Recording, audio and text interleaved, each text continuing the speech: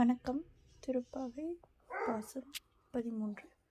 புள்ளின் வாய்க்கினானை பொல்லாரக்கனை கிள்ளி கலைத்தானே கீர்த்திமை பாடி போய் பிள்ளைகள் எல்லோரும் பாவை களம் புகார் வெள்ளி எழுந்து வியாழம் உறங்கிற்று புல்லும் சிலம்பின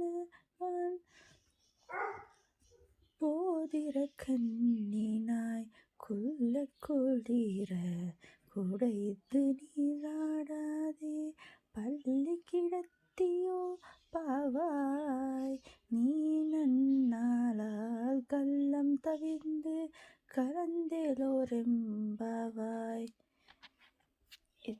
இதனுடைய அர்த்தம், தூக்கமே ஒரு திருட்டுத்தனம் என்பதுதான் இதனுடைய அர்த்தம்.